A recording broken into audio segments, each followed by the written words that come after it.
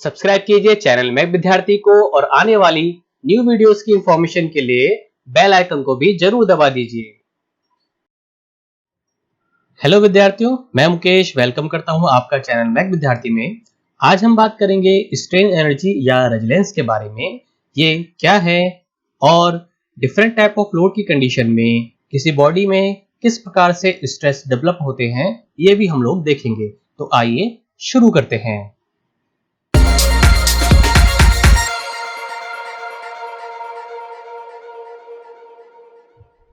तो strain energy है क्या? जब भी किसी बॉडी पर उसकी इलास्टिक लिमिट के अंदर लोड लगाते हैं तो उसकी डायमेंशंस में चेंज होता है और लोड को हटाए जाने पर वह बॉडी फिर से अपनी इनिशियल डायमेंशंस में आ जाती है। अब लोडिंग की कंडीशन के अंदर बॉडी में एक इंटरनल एनर्जी स्टोर होती है। इसी इंटरनल एनर्जी को हम बोलते हैं रेजिलेंस या स्ट्रेन एनर्जी। जैसे कि हमारे पास एक एल लेंथ की एक बार है जिसका एक सिरा फिक्स है और दूसरे सिरे पर हम फुल फोर्स P लगा रहे हैं। ये जो पहली वाली है ये ओरिजिनल पोजीशन है। इसके बाद जब फोर्स लगाई जाती है या लोड लगाया जाता है तो जो एल लेंथ है बॉडी की उसमें डेल्टा एल का एक एक्सटेंशन हो जाता है, यानी कि लेंथ इतनी बढ़ जाती है इसकी इलास्टिक लिमिट तक। तो ये जो चेंज इन लेंथ हो रहा है डेल्टा एल का, इसके कारण क्या होगा, बॉडी में एक एनर्जी स्टोर होगी जिसे ये बोला जाता है स्ट्रेन एनर्जी या रेजिलेंस। अब स्ट्रेन एनर्जी को हम किसी लोड के द्वारा ऑब्जेक्ट पर किए गए वर्क डन के द्वारा भी दिखलाते हैं और स्ट्रेन एनर्जी को जो यूनिट होती है वो न्यूटन मीटर या जूल होती है। तो स्ट्रेन एनर्जी को हम किस तरह से निकालते हैं? हमारे पास एक ऑब्जेक्ट है जिसकी लेंथ है L और इसका ऊपर वाला सिरा फिक्स है।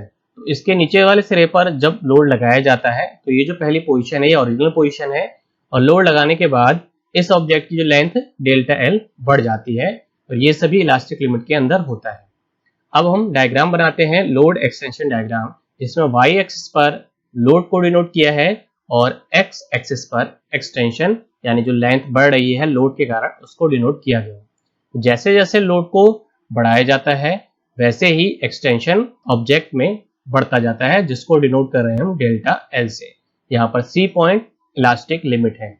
तो हमें पता है strain energy is equal to होता है वर्क डन, और यहाँ पर जो वर्क डन होगा वो जो एरिया यहाँ पर ट्रायंगल का OAB है उसके बराबर होगा। तो strain energy is equal to हो जाएगा एरिया ऑफ ट्रायंगल OAB।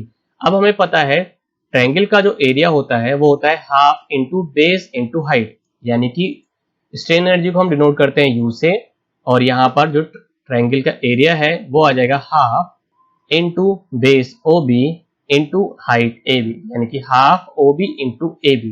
अब यहाँ पर हम वैल्यूज पुट कर देंगे।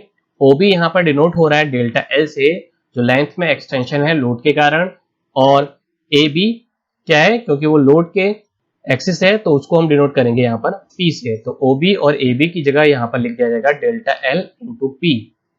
अब स्ट्रेस इक्वल टू हमें पता है ये होता है रेजिस्टेंस ऑफर्ड या load upon cross section area.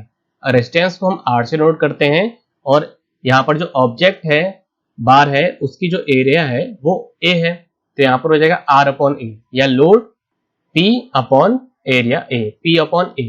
Stress equal to हो जाएगा P अपॉन A। अब यहाँ से अगर हम लोड की वैल्यू निकालेंगे तो आ जाएगा P equal to sigma into A। तो यहाँ पर हम P की जगह वैल्यू पुट कर देंगे सिग्मा इंटू A, आ जाएगी equation U equal to half delta L into sigma into A। अब स्ट्रेन इक्वल टू हमें पता है E इक्वल टू क्या होता है, स्ट्रेस अपॉन यंग मॉडुलस, यानी कि सिग्मा अपॉन E, और स्ट्रेन को हम original length delta L upon L initial length से भी डिनोट करते हैं डेल्टा L अपॉन L। तो यहाँ से स्ट्रेन की इक्वेशन आ जाएंगी delta L upon L is equal to sigma upon E। तो यहाँ से अगर डेल्टा L का मान निकाला जाता है तो वो आ जाएगा sigma upon E into L। अब ये जो डेल्टा L की वैल्यू है, ये जो U की इक्वेशन है हम उसमें पुट कर देंगे। तो यहाँ से U की इक्वेशन बन जाएगी half sigma upon E into L, ये डेल्टा L की जगह रखा है हमने, इंटू सिग्मा A। इसको जब सॉल्व किया जाएगा तो ये बन के आ जाएगा U is equal to sigma square upon 2E into L into A। तो ये होता है आपका स्ट्रेन एनर्जी का फॉर्मूला। अगर हम L इंटू A की जगह वॉल्यूम V रख दें तो दूसरी जो इक्वेशन बनती है स्ट्रेन एनर्जी की वो आती है U equal to sigma square upon 2E into V। तो ये दो इक्वेशंस होती हैं स्ट्रेन एनर्जी या रेजिलेंस के लिए। नेक्स्ट है प्रूफ रेजिलेंस। देखिए प्रूफ रेजिलेंस क्या होता है, किसी ऑब्जेक्ट में मैक्सिमम स्ट्रेन एनर्जी जो उसमें स्टोर की जा सकती है जब उस बॉडी को हम उसकी इलास्टिक लिमिट तक स्ट्रेस करते हैं, तो इसे कहा जाता है प्रूफ रेजिलेंस। और इस कंडीशन में जो करस्पॉन्डिंग स्ट्रेस होगा उसे हम बोलते हैं प्रूफ स्ट्रेस। जैसे कि ये डायग्राम हमने पहले बनाया था, लोड एक्सटेंशन डायग्राम। अब इसमें जो हम लोड है उसको और इंक्रीज करेंगे, इलास्टिक लिमिट तक ले जाएंगे, तो इस कंडीशन में जो एक्सटेंशन होगा वो कहलाएगा डेल्टा एल ई। तो यहाँ पर value of stress elastic limit पर क्या है, वो हो जाएगी सिग्मा ई। इस कंडीशन में प्रूफ रेजिलेंस के लिए फॉर्मूला क्या हो जाएगा, अब जो रेजिलेंस है उसको हम डिनोट करेंगे यू ई से, और जो स्ट्रेस है वो क्योंकि सिग्मा ई है तो उसको हम डिनोट करेंगे sigma E square upon 2E into V. तो ये होता है प्रूफ रेजिलेंस के लिए formula. Modulus of resilience, elastic limit के अंदर किसी ऑब्जेक्ट में बिना किसी परमानेंट डिफॉर्मेशन के पर यूनिट वॉल्यूम में जितनी मैक्सिमम स्ट्रेन एनर्जी स्टोर की जा सकती है उसको बोला जाता है modulus of resilience. Modulus of resilience के लिए फॉर्मूला जब निकालेंगे तो ये आ जाएगा proof resilience upon volume. Proof resilience का हम फॉर्मूला पुट करेंगे तो sigma E square upon 2E into V, volume को डिनोट किया जाएगा यहाँ पर V से, तो V से V कैंसिल आउट हो जाएगा, तो यहाँ पर मॉडुलस ऑफ रेजिलेंस के लिए फॉर्मूला रहेगा sigma E square upon 2E, और इसकी जो यूनिट होती है वो होता है न्यूटन पर मीटर स्क्वायर। अब हम बात करेंगे stress develop and strain energy stored in a body due to different type of load. यानी कि जब बॉडी पे अलग अलग तरह के लोड लग रहे हैं तो उसमें किस किस तरह का स्ट्रेस डेवलप होता है। तो इसमें मेन 3 तरह के लोड होते हैं। जो पहला लोड है वो है gradually applied load. Now gradually applied load क्या होता है, इसकी जो वैल्यू है वो धीरे धीरे इंक्रीज होती है, यानी कि इसकी वैल्यू 0 से मैक्सिमम वैल्यू तक जाएगी और ये धीरे धीरे ग्रेजुअली बढ़ता जाता है। यहाँ पर हमारे पास डायग्राम है जिसमें L लेंथ की एक बार है और इसका एरिया कैपिटल A है और ये ऊपर वाले सिरे पर फिक्स है। इसके नीचे हम लोड P लगाएंगे तो इसमें एक्सटेंशन होगा डेल्टा L, और जो लोड की वैल्यू है वो 0 से P तक ग्रेजुअली इंक्रीज हो रही है। तो इसमें एवरेज लोड कितना होगा, इनिशियल कंडीशन में लोड की वैल्यू होगी 0 और फाइनल वैल्यू होगी P, तो एवरेज लोड आ जाएगा P/2। Now work done by the load क्या होगा, लोड के द्वारा किया गया कार्य एवरेज लोड इनटू डिस्प्लेसमेंट, यानी कि जो एवरेज लोड P/2 है और जो P लोड है यहाँ पर वो कितना डिस्प्लेसमेंट उसका हो रहा है। तो वर्क डन इक्वल टू हो जाएगा P/2 इंटू डेल्टा एल, क्योंकि यहाँ पर डेल्टा एल का एक्सटेंशन है और लोड के द्वारा वो चली गई यहाँ पर डिस्टेंस है, तो यहाँ पर कितना हो जाएगा P/2 into delta L. Now हमें पता है कि स्ट्रेन एनर्जी स्टोर्ड इन बार बराबर होती है वर्क डन के, ठीक है। U इक्वल टू होता है work done by the load. तो यहाँ पर हम वैल्यू पुट कर देते हैं U की, तो आ जाएगी sigma square upon 2E into L into A, और वर्क डन यहाँ पर अभी हमने निकाला है वो आ जाएगा P/2 इंटू डेल्टा एल। हमें पता है स्ट्रेन इक्वल टू क्या होता है, delta L upon L equal to sigma upon E, यानी कि change in length upon original length equal to stress upon Young modulus. तो यहाँ से जब डेल्टा एल की वैल्यू निकालेंगे तो आ जाएगा sigma upon E into L. अब इस वैल्यू को हम यहाँ पर पुट कर देते हैं तो इक्वेशन बन जाएगी sigma square upon 2E into L A P/2, और डेल्टा एल की जगह पुट कर दिया जाएगा sigma upon E into L. अब इसको सॉल्व करेंगे तो यहाँ L से L कैंसिल आउट हो जाएगा, 2E से 2E हट जाएगा और एक सिग्मा से यहाँ पर सिग्मा कैंसिल आउट हो जाएगा। तो इक्वेशन यहाँ पर आ जाएगी develop stress gradually applied load की कंडीशन में sigma equal to P upon A, ठीक है। तो ये पहला वाला जो लोड है उसके अंदर स्ट्रेस की वैल्यू इस तरह से निकाली जाती है। नेक्स्ट बॉडी पर लगने वाला सेकंड टाइप का लोड होता है सडनली अप्लाइड लोड। देखिए सडनली अप्लाइड लोड वह लोड होते हैं जो ग्रेजुअली अप्लाई नहीं होते हैं, धीरे धीरे नहीं लगते हैं, बल्कि इनको अचानक से लगाया जाता है, तो इस तरह का लोड कहलाता है सडनली अप्लाइड लोड। इस कंडीशन में जो एवरेज लोड होगा उसको हम निकालेंगे तो यहाँ पर जो इनिशियल लोड होगा वो भी P होगा और जो फाइनल लोड होगा वो भी P ही होगा, क्योंकि इसमें 0 से वैल्यू नहीं इंक्रीज हो रही है, इसमें डायरेक्ट P लोड ही लग रहा है। तो यहाँ पर जो एवरेज लोड आ जाएगा 2P/2 इक्वल टू P। अब work done by the load निकालेंगे तो एवरेज लोड इनटू डिस्प्लेसमेंट, तो एवरेज लोड यहाँ पर P है और डिस्प्लेसमेंट था डेल्टा L, तो वर्क डन बराबर आ जाएगा P इंटू डेल्टा एल। अब फिर से स्ट्रेन एनर्जी बार में U इक्वल टू हो जाएगा work done by the load. U का फॉर्मूला रखेंगे sigma square upon 2E into LA और वर्क डन हो जाएगा P इंटू डेल्टा एल। अब फिर से हम स्ट्रेन के लिए निकालेंगे delta L upon L sigma upon E, तो डेल्टा एल इक्वल टू होता है sigma upon E into L और इस डेल्टा एल की वैल्यू को यहाँ पर पुट कर दिया जाएगा तो यहाँ पर इक्वेशन बन जाएगी sigma square upon 2E into L A P और डेल्टा एल की जगह यहाँ पर हम रख देंगे sigma upon E into L. इसको जब सॉल्व करेंगे तो यहाँ पर जो डेवलप स्ट्रेस है उसकी वैल्यू सिग्मा इक्वल टू निकल के आएगा 2P अपॉन ए।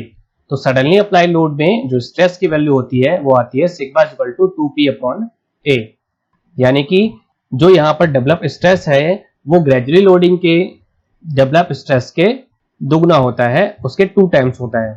तो थर्ड टाइप ऑफ लोडिंग है इम्पैक्ट लोडिंग। जब किसी बॉडी पर एक सर्टेन मोमेंटम के साथ एक लोड स्ट्राइक करता है तो इसको बोला जाता है इम्पैक्ट लोड। अब देखते हैं इसमें हम स्ट्रेस के लिए फॉर्मूला किस तरह से निकालेंगे। तो पहले इसमें एक डायग्राम है, इसमें एक वर्टिकल रॉड है जिसकी लेंथ L है और जिसका एरिया A है। इस रॉड का ऊपर वाला सिरा फिक्स है और नीचे वाले सिरे पर एक कॉलर लगा हुआ है।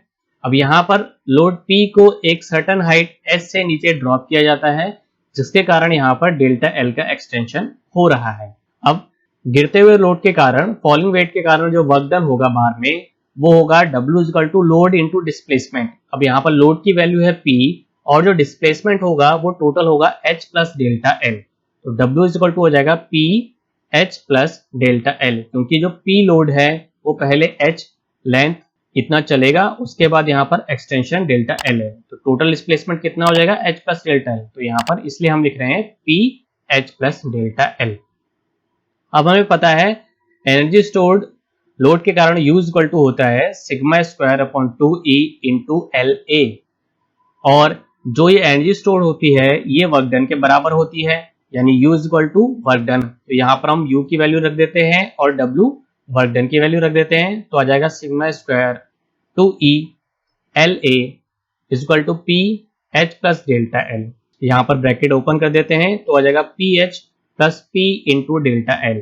अब इस वाली इक्वेशन में हम दोनों साइड पर E अपॉन AL की मल्टीप्लाई कर देते हैं, तो इक्वेशन कुछ इस तरह से बनेगी sigma square upon 2E into LA E upon AL PH E upon AL plus P delta L E upon AL। यहाँ इस AL से ये जो LA है ये कैंसिल आउट हो जाएगा और यहाँ पर हम change in length delta L के लिए फॉर्मूला पुट करेंगे sigma upon E equal to delta L। ये स्ट्रेन के लिए अभी जो पहले वाले दो केस थे उसमें भी हमने इसी तरह से change in length delta L के लिए फॉर्मूला निकाला था। यहाँ पर डेल्टा L की जगह हम sigma upon E into L put कर देते हैं, तो इक्वेशन यहाँ पर बन जाएगी, क्योंकि यहाँ पर AL से LA कैंसिल आउट हो जाएगा तो इस साइड में आ जाएगा हाफ सिग्मा स्क्वायर और यहाँ पर हो जाएगा PEH upon AL plus P और डेल्टा L की जगह वैल्यू हमने ये पुट कर दी, तो sigma upon E into L into E upon AL। अब इस क्वेश्चन को हम अरेंज कर देते हैं, तो ये हो जाएगा half sigma square equal to PEH upon AL plus P into sigma upon A into EL upon EL। अब EL से EL कैंसिल आउट हो जाएगा तो इक्वेशन यहाँ पर बन जाएगी half sigma square equal to PEH upon AL plus P upon A bracket के अंदर इंटू सिग्मा। अब ये जो दोनों स्टेप हैं इनको हम इधर ले जाएंगे, तो ये हो जाएगी equation half sigma square minus P upon A sigma minus PEH upon AL is equal to 0।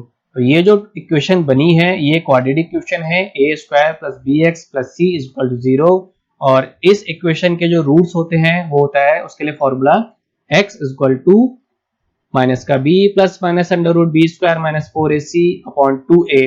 इस वाली इक्वेशन में जो a की वैल्यू है वो है हाफ, b की जो वैल्यू है वो है माइनस का p अपॉन a और जो c की वैल्यू है वो है माइनस का PEH अपॉन AL। तो इस फॉर्मूले में हम वैल्यू पुट करेंगे तो सिग्मा इक्वल टू आ जाएगा माइनस b, तो माइनस b की जगह क्या आ जाएगा माइनस ब्रैकेट, क्योंकि b की वैल्यू क्या थी यहाँ पर minus p upon a, bracket minus p upon a plus minus under root b square minus p upon a का जब स्क्वायर करेंगे तो माइनस प्लस में कन्वर्ट हो जाएगा, तो यहाँ पर आ जाएगा p अपॉन a का स्क्वायर माइनस 4, a की वैल्यू थी हाफ, 4 इंटू 1/2 इंटू c की वैल्यू थी minus P E H upon A L, तो यहाँ पर वैल्यू पुट कर देते c की जगह, तो हो जाएगा minus P E H upon A L upon 2a, a की वैल्यू थी 1/2, तो 2 इंटू 1/2, यहाँ 2 से ये 2 कैंसिल आउट हो जाएगा। अब यहाँ पर हम खाली पॉजिटिव रूट को कंसीडर करेंगे, तो यहाँ पर नेगेटिव वाला जो है उसको कंसीडर नहीं करेंगे।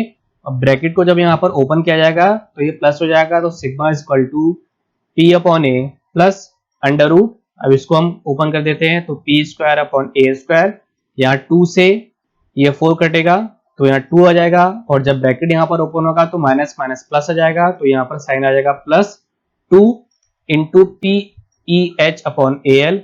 अब क्वेश्चन को थोड़ा सिंपल करने के लिए हम यहाँ पर p अपॉन ए से मल्टीप्लाई और डिवाइड कर देंगे, तो इक्वेशन यहाँ पर जो सॉल्व होके बनेगी वो आएगी sigma is equal to P upon A plus under root P square plus A square plus 2 into, अब p से ये p मल्टीप्लाई होके हो जाएगा p square into E H, इस a से ये a मल्टीप्लाई होके आ जाएगा a स्क्वायर l, और a अपॉन p को हम ये स्टेज यहाँ पर छोड़ देंगे।